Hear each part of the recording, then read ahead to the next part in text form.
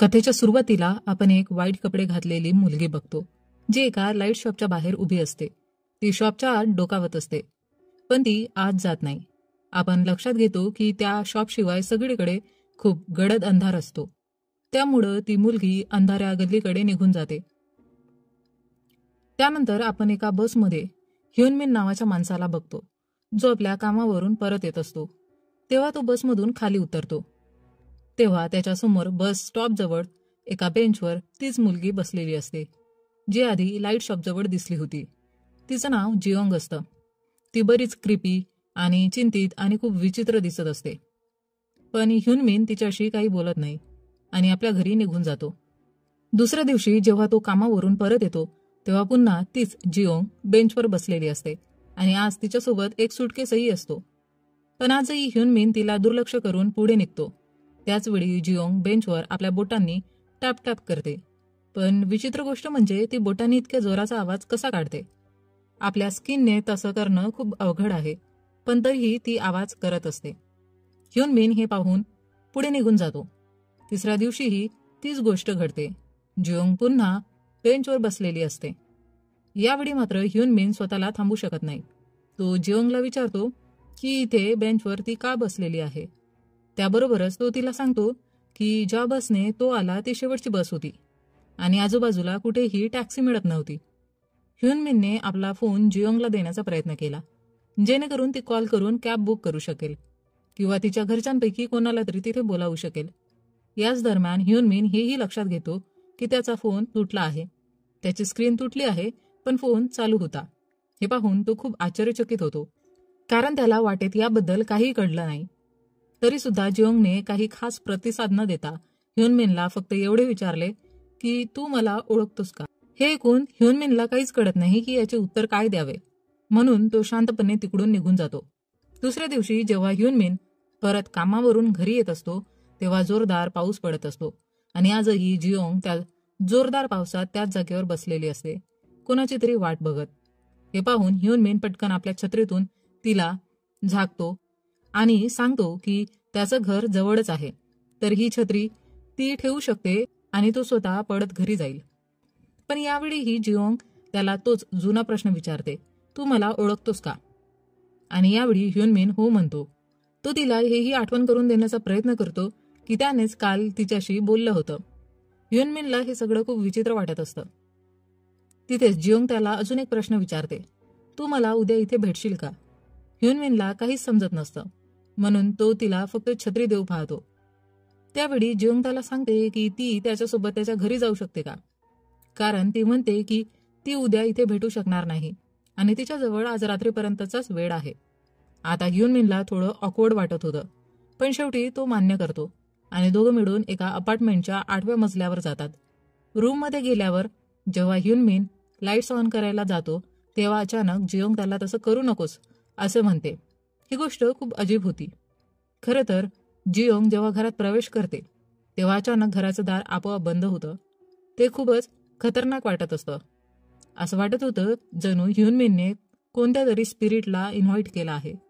Scene इथून cut होऊन युजीन university हॉस्पिटलकडे जातो, जिथे फर्स्ट पर्सन व्ह्यूमधून आजूबाजूचं वातावरण दिसतं. आसपास काही नर्सेस बसलेल्या होत्या आणि त्या आपल्या हेड नर्स हिओला डिनरसाठी घेऊन जायचं ठरवत होत्या, कारण ती नेहमीच खूप मेहनत करत असे आणि तिला ब्रेकची खूप गरज होती. सुरुवातीला हिओ नकार देते, पण योंगजी नावाची दुसरी नर्स तिचं काम सध्या सांभाळण्याची तयारी दाखवते. त्यामुळं हिओ डिनरसाठी तयार होते. नंतर जेव्हा योंगजी आयसीयूमध्ये एकटी काम करत होती, तेव्हा अचानक एक अननोन माणूस तिथे येतो. आयसीयूमध्ये फक्त स्टाफ मेंबर्स किंवा परवानगी असलेले नातेवाईकच येऊ शकत असल्याने योंगजी त्याला तिकडून जायला सांगते. त्यावर तो फक्त इतकं विचारतो, मुर्दा घर कुठे आहे. आणि ही गोष्ट खूप वियर्ड असते. योंगजी त्याला काही विचारणारच त्याआधीच आयसीयू मधल्या एका पेशंटची तब्येत खूप बिघडते. ती बाकीच्या नर्सेससह त्याच्या तब्येतीला स्टेबल करण्याचा प्रयत्न करते. परत आल्यावर तिला कळतं की तो माणूस तिकडून निघून गेला आहे. सिनीतून बायंग जिन नावाच्या कॅरेक्टरवर शिफ्ट होतो, जो एका घरात थंडीत कुडकुडत झोपण्याचा प्रयत्न करत असतो. पण बाहेर एका कुत्र्याच्या भुंकण्यामुळे त्याला झोप येत नाही. त्यामुळे तो वैतागून गेटजवळ जाऊन चिडून ओरडतो. आणि इथे आपण एका लाईट शॉपच्या आत वॉन योंगला पाहतो, जो खरं तर त्या शॉपचा ओनर असतो. ही तीच शॉप आहे जी सुरुवातीला आपल्याला दाखवली गेली होती, जिथे व्हाईट कपड्यातील ती मुलगीही दिसली होती. इथे एक वेळ गोष्ट अशी होती की शॉपच्या आत असतानाही वॉन योंगने सनग्लासेस घातले होते. तो एका लाईट बल्बकडे पाहत असतो आणि अचानक त्याच्या शॉपमध्ये एक कस्टमर येऊन त्याच्याकडून लाईट बल्ब मागतो. इथे लक्ष देण्याजोगी गोष्ट म्हणजे वॉन योंगची शॉप पूर्ण रात्रभर उघडी राहते. जेव्हा कुणी कस्टमर आत येतो तेव्हा वॉन योंग आधी त्याच्याकडे येण्यामागचं कारण विचारतो. सध्या त्या कस्टमरच्या तिथून गेल्यानंतर वॉन योंग एक डायरी काढतो, ज्यामध्ये त्याने बऱ्याच लोकांची नावे लिहिली होती. तेवढ्यात त्याच्या शॉपवर तोच माणूस येतो जो हॉस्पिटलच्या ICU मध्ये घुसला होता. आता वॉन योंग त्यालाही तिथे येण्याचं कारण विचारतो, पण तो माणूस काहीच उत्तर देत नाही. तो फक्त शॉपमध्ये असलेल्या लाईट्स पाहतो आणि तिथून निघून जातो. त्यानंतर तिथे एक लेडी येते, जी एक सामान्य कस्टमर असते. ती वॉन योंगला सांगते की दिवसा त्याची शॉप कुणालाच दिसत नाही किंवा कुणी त्याकडे लक्षही देत नाही, पण रात्री मात्र ती खूप उठून दिसते. मग ती फ्लोरोसेंट ट्यूब घेते आणि तिकडून निघून जाते. यानंतर आपण इलग्वांग गर्ल्स हायस्कूलच्या प्लेग्राऊंडमध्ये एक मुलगी पाहतो, जी खूप क्रिपी दिसते. वरच्या क्लासरूममध्येही काही लेक्चर सुरू असतात. या कथेत सगळं काही खूप विचित्र प्रकारे दाखवलं आहे आणि बहुतेक गोष्टी तुम्हाला रात्रीच्या दृश्यातच दिसतील. असो, आता आपण क्लासच्या आत ह्युनजूला पाहतो, जी प्लेग्राऊंडमध्ये उभ्या असलेल्या त्या मुलीकडे पाहून तिला वेव करत असते, पण स्पष्ट आहे की ती मुलगी तिला कोणताही प्रतिसाद देत नाही. त्याचवेळी तिथे एक टीचर क्लासमध्ये येऊन अटेंडन्स घेऊ लागते. मात्र इथे एक गोष्ट लक्षात येते की ह्युनजूच्या 3 मैत्रिणींचे नावं घेतली जातात, पण टीचर तिचं नाव घेत नाही, जी खूप वियर्ड गोष्ट होते. दरम्यान बाहेर अजूनही विजा कडाडत होत्या, ज्यामुळे सगळे विद्यार्थी खूप घाबरले होते. त्याचवेळी ह्युनजूची मैत्रीण बोबे त्या मुलीबद्दल एक हॉरर स्टोरी सांगायला सुरुवात करते, जी शाळेत एकटी राहत असे. ती सांगते की ती मुलगी नेहमी शाळेतील कुठल्याही रिकाम्या सीटवर बसते आणि फार कमी लोक तिला बघू शकतात. याचा अर्थ असा की ती एक भुताटकी आत्मा होती.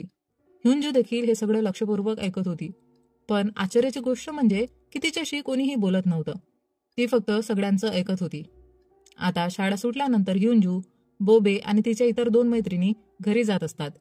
त्यांच्या रस्त्यातून एक गली जाते, जी सगळ्यांच्याच मते खूप भयानक होती.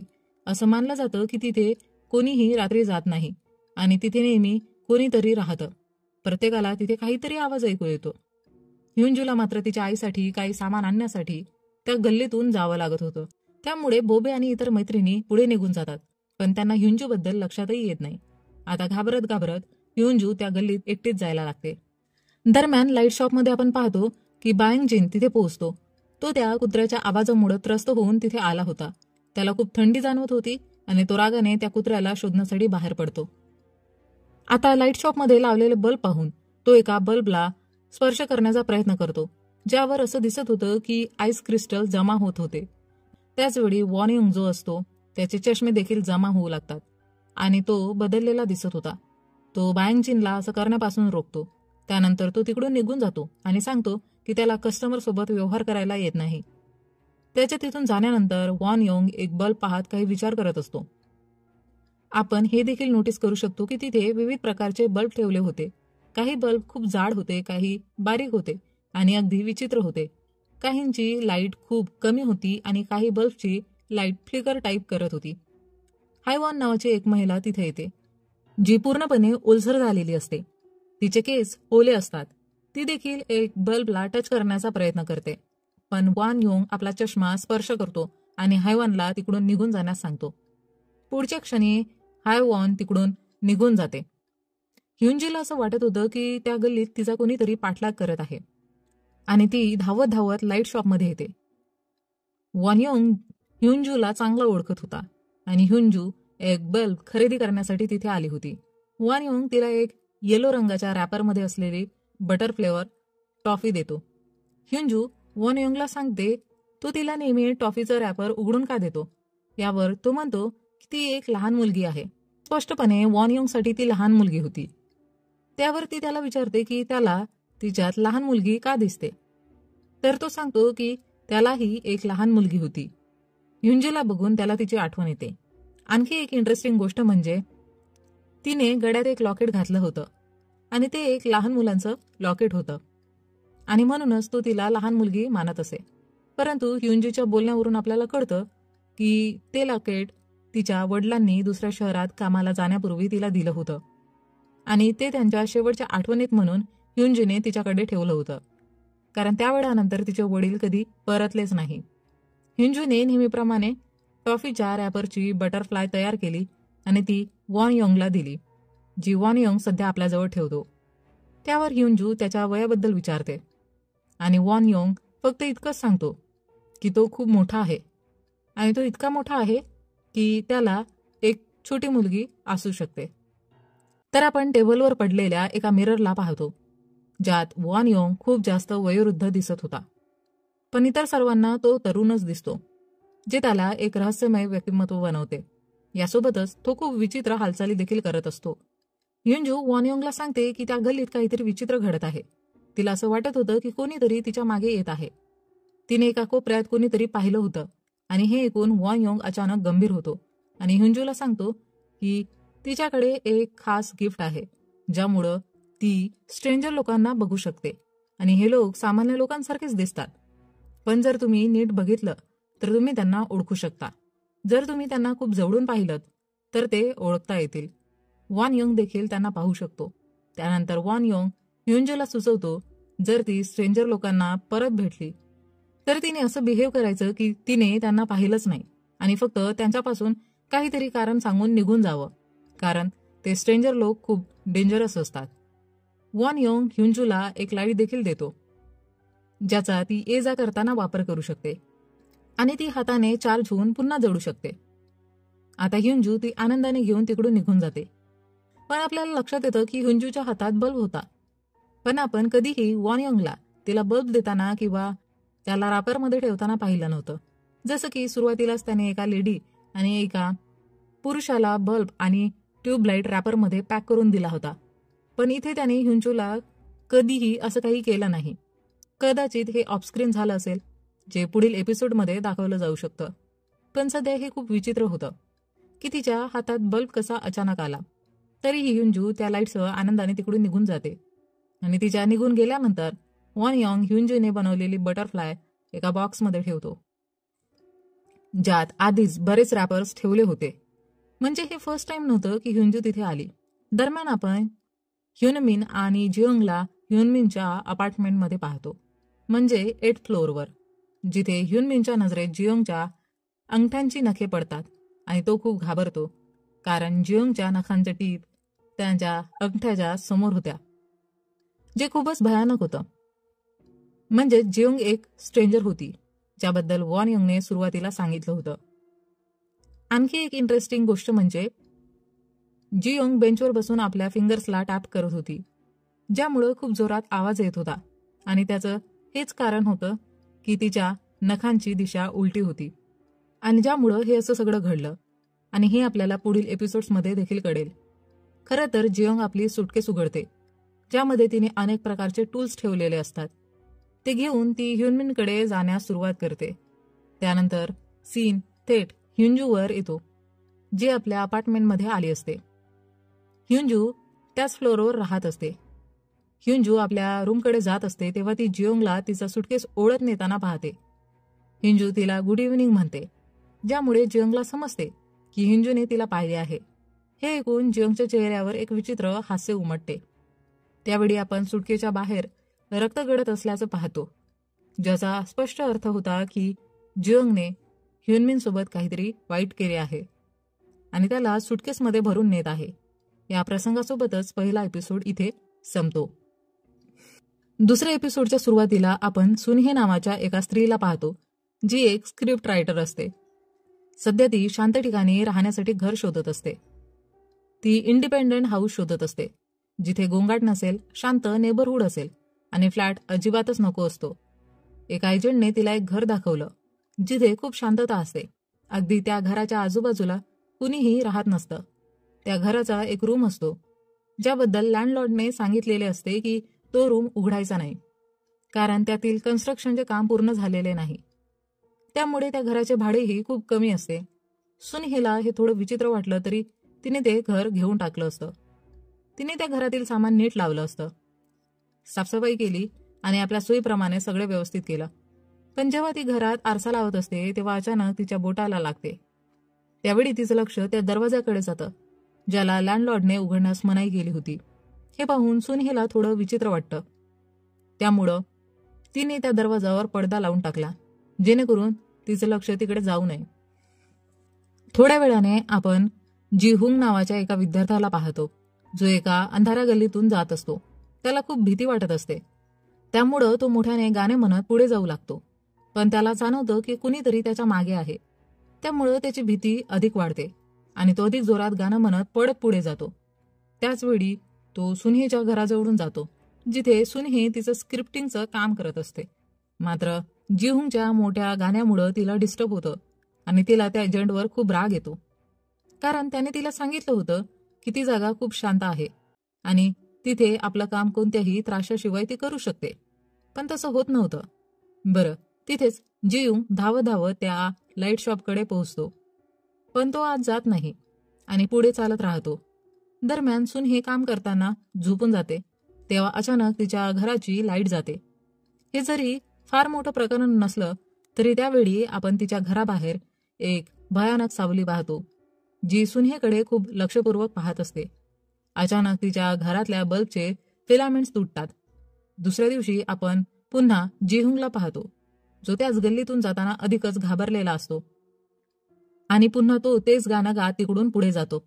आणि सगळ्यात महत्त्वाचं म्हणजे आपल्याला इथे फक्त रात्रीचे सीन दाखवले जातात. दिवसाचा कोणताही सीन दाखवला जात नाही. दरम्यान सुन ही पुन्हा तिच्या कामात लक्ष केंद्रित करत असते तेव्हाच तिच्या घराची लाईट पुन्हा जाते. ती खूपच फ्रस्ट्रेट होते. तिला सगळं खूप विचित्र वाटतं. तेव्हा ती जाऊन घराचं फ्यूज चेक करते पण तिला काहीच समजत नव्हतं. तिथे जी एमसीबी होती ती पूर्णपणे व्यवस्थित होती. पण तिला असं वाटत होतं की कदाचित घर जुनं असेल त्यामुळं अशा गोष्टी घडत असतील म्हणून ती पुन्हा त्या गोष्टीकडे फारसं लक्ष देत नाही. पण ॲज अ व्ह्यूअर आपण पुन्हा तिच्या घराबाहेर त्या सावलीला पाहतो. आता सीन पुन्हा हॉस्पिटलमध्ये येतो जिथे योंगजी, हियो आणि इतर नर्सेस एका पेशंटकडे बघत असतात. तेव्हा अचानक शेजारी असलेला एक पेशंट हवेत कोणाशी तरी बोलायला लागतो आणि विचारतो की तो कोण आहे. हियोच्या मते तो पेशंट अल्कोहोलिक होता आणि म्हणूनच तो असं वागत होता. त्यामुळं डॉक्टर त्या अल्कोहोलिक पेशंटला इतर पेशंटच्या भल्यासाठी दुसऱ्या ठिकाणी शिफ्ट करण्याचा विचार करत असते. खरं तर लाईफ सपोर्टवर असलेल्या पेशंटच्या कुटुंबियांना सांगायचं होतं की त्याच्या बचावण्याचे चान्सेस खूप कमी आहे. पण कोणत्याही नर्सला एवढी वाईट बातमी सांगण्याची हिंमत होत नव्हती. शेवटी डॉक्टर आणि इतर नर्सेस हिंमत करून बाहेर जातात आणि आयसीयूमध्ये ॲडमिट असलेल्या पेशंटच्या एका कुटुंबातील महिला जेनोक यांना सांगतात की त्याचे वाचण्याचे चान्सेस खूप कमी आहे. हे ऐकून जीनोक खूप भडकते आणि म्हणते डॉक्टर काही करू शकत नाही तर इतर कोण काय करणार. पण डॉक्टर स्पष्ट करतात की हे पेशंटच्या विल पॉवरवर अवलंबून आहे. तो जिवंत राहायचं ठरवतो की नाही. जीनोकला काहीच समजत नाही की तिने काय करावं. त्या ठिकाणी आपल्याला इतर पेशंटच्या कुटुंबियांनाही पाहायला मिळतं. तेव्हा आपल्याला समजतं की अलीकडेच एका ब्रिजवर भयंकर बस अपघात झाला होता ज्यामुळे खूप लोक जखमी झाले होते. काहींचा जीवही गेला होता तर काही कोमामध्ये गेले होते. योंगजीला जीनोकची परिस्थिती पाहून खूप इमोशनल फील होतं आणि ती सरळ वॉशरूममध्ये जाऊन विचार करत बसते. तेव्हा बाहेरून तिला एका महिलेचा आवाज येतो जी विचारते जर पेशंटचं जिवंत राहणं त्याच्या इच्छाशक्तीवर अवलंबून असेल तर डॉक्टरांचं काम काय आहे. त्या महिलेचा स्पष्टपणे राग आणि तक्रार आपण फील करू शकतो. आता योंगजी जी स्वतः एक नर्स आहे तिलाही या सगळ्या गोष्टी समजत नव्हत्या आणि ती स्वतः याबद्दल जाणून घ्यायची इच्छा व्यक्त करत होती. त्याचवेळी आपल्याला हे कळतं की एकेकाळी योंगजीचा एक भयानक अपघात झाला होता. त्या अपघातामुळे तिच्या डोक्याला गंभीर दुखापत झाली होती. सध्या ती पेशंटची स्थिती पाहून समजत होती की जेव्हा तिचा अपघात झाला होता आणि तिच्या वाचण्याची शक्यता फार कमी होती तेव्हा तिच्या आईला कसे वाटले असेल. आणि आपण ती लेडी बघतो जी दुसरी तिसरी कोणी नसून आयवॉनच असते. होय, तीच जी आपल्याला सुरुवातीच्या एपिसोडमध्ये दिसली होती. तिचे केस खूप ओले होते. ती अचानक वॉशरूमच्या बाहेरून योंगजीला काहीतरी बोलते. ती तिला हंट करत होती आणि सांगत होती की तिला कोणत्याही परिस्थितीत त्या पेशंटला वाचवायचे आहे. हे ऐकून योंगजी खूप घाबरते. पण त्याचवेळी बाहेर साफसफाई करणारी एक लेडी येते ज्यामुळे तिथं सगळं नॉर्मल होतं. आता योंगजी थोडी स्थिर होते आणि तिकडून निघून जाते जे काही झालं होतं त्याबद्दल विचार करत. यानंतर पुढील सीन परत सुनेकडे सरकतो जी आंघोळ करून केस वाढवत असते. हा तिचा रोजचा रुटीन असतो. त्यावेळी तिला वाटते की तिला कोणीतरी बघत आहे, पण ती त्या गोष्टीकडे दुर्लक्ष करून परत आपल्या कामात गुंतून जाते. दरम्यान बाहेर जिहुंग नेहमीप्रमाणे खूप घाबरलेला असतो आणि तिथून जात असतो. त्याची नजर ह्युंजूवर पडते, जी तिच्या शाळेतून लाईट शॉपकडे जात असते. जियोंगला पाहून ह्युंजू घाबरून तिकडून पळून जाते आणि आपण समजतो की हा तोच मागील एपिसोडमधला सीन आहे, जिथे गल्लीत आल्यानंतर ह्युंजूला वाटत होते की कोणीतरी तिचा पाठलाग करत आहे. तो दुसरा तिसरा कोणी नसून जिहुंग होता. त्यानंतर तिने एक सावली पाहिली आणि तिकडून ती पडून गेली. याचा अर्थ कथेला सध्या वेगवेगळ्या एपिसोडमध्ये विभागले गेले आहे, पण सध्या आपण वेगवेगळ्या कॅरेक्टरच्या पर्स्पेक्टिव्हमधून प्रत्येक एपिसोड पाहत आहोत. तसेच सुनी अजूनही आपल्या कामात व्यस्त असते. तेवढ्यात अचानक तिच्या घरातील लाईट्स पुन्हा एकदा बंद होतात. मात्र सगळ्यात विचित्र गोष्ट म्हणजे तिच्या पूर्ण घरातील लाईट्स गेल्या असतानाही तो रूम ज्यामध्ये तिला जाण्यास मनाई केली गेली होती, त्या रूममधील लाईट्स अजूनही सुरू होत्या. तिथून एक टोन देखील ऐकू येत असतो. हे सगळं पाहून सुनी त्या रूमचा दरवाजा उघडून आत जाते. तिथे मात्र सगळं नॉर्मल होतं आणि त्या रूममध्ये एक बल्ब लावलेला होता, ज्याची लाईट खूप तेजस्वी होती. हे पाहून सुनहे त्या रूमचा दरवाजा बंद करून बाहेर जाऊ लागते. मीनव्हाईल आपण जिहुंगला पाहतो, जो भीतीमुळे जोरजोराने गाणं म्हणत सुनेच्या घराजवळून पुन्हा जात असतो. पण जसे त्याला बल्ब बंद होताना दिसतो, तो खूप घाबरतो आणि तो बल्ब इतर कोणी नाही तर सुनेने बंद केला होता. त्याचवेळी फ्रस्ट्रेशनमुळे सुनेही खिडकी उघडून जिहुंगला विचारते की तो रोज याच वेळी इतक्या जोरात गाणं म्हणत का जातो. पण जसंच जिहुंगची नजर सुनेवर पडते, तो खूप घाबरतो आणि तिकडून जोरात ओरडत पळून जातो. दरम्यान आपण त्या रूममधील बल्ब पाहतो, जो स्विच बंद केल्यावरही थोडा थोडा उजेड देत होता. म्हणजे असं वाटत होतं की काहीतरी त्या बल्बला चालू ठेवण्याचा प्रयत्न करत आहे. आता पुढचा सीन हायस्कूलचा असतो, जिथे सर्वांच्या क्लासेस संपून जातात.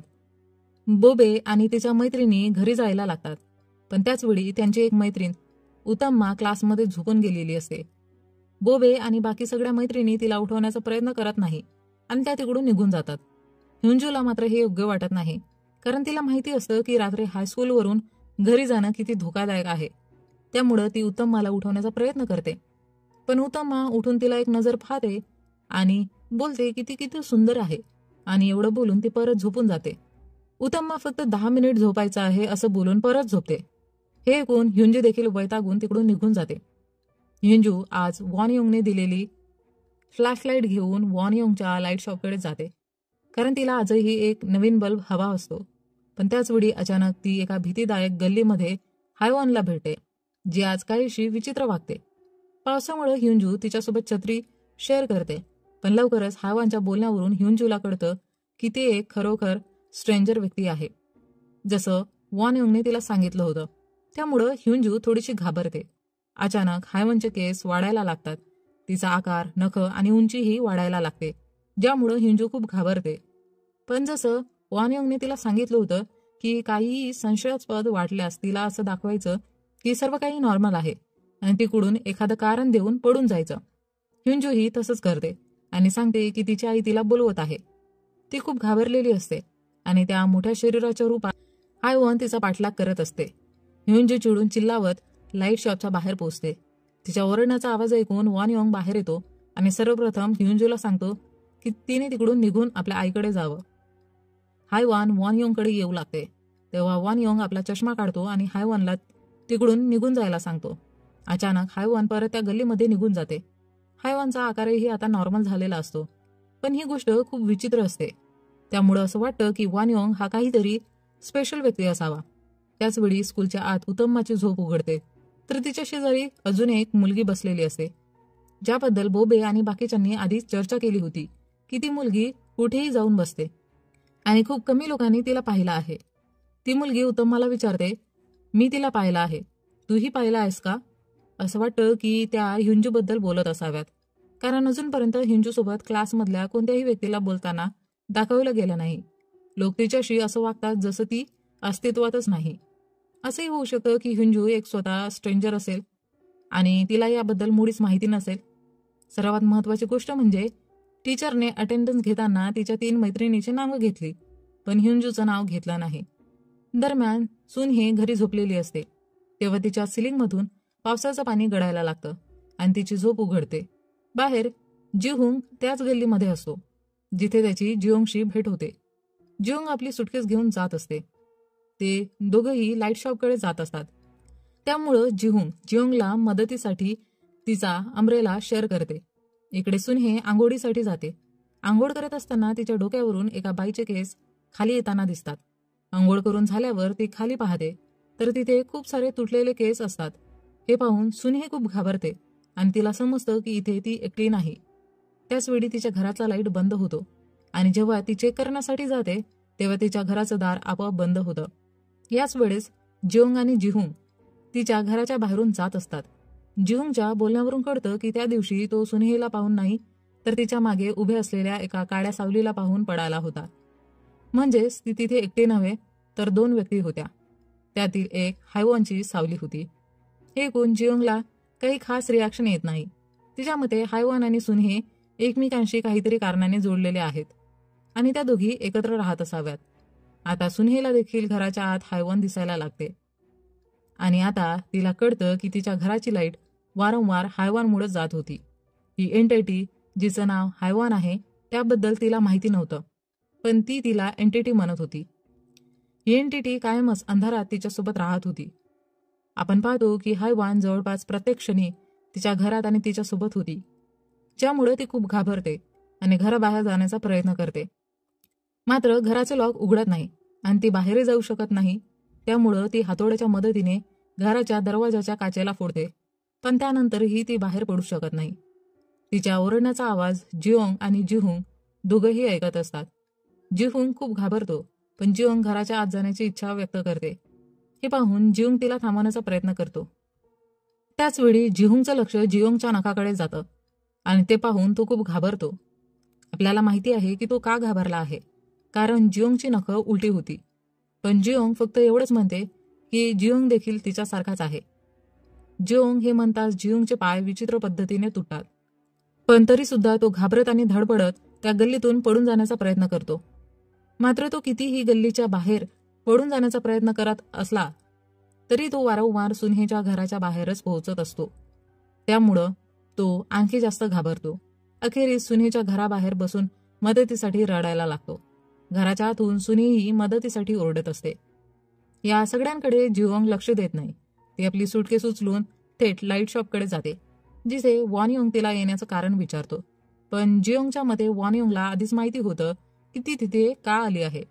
त्याचवेळी जियोंगच्या सुटकेसमधून रक्ताचे थेंब टपकत असतात. याबद्दल ते दोघं बोलायला लागतात. तेव्हाच अचानक एक माणूस तिथे येतो, जो प्रत्यक्षात एक डिटेक्टिव्ह असतो. तो वॉनयोंगला काही महत्त्वाचे प्रश्न विचारतो आणि इथे दुसरा एपिसोड संपतो.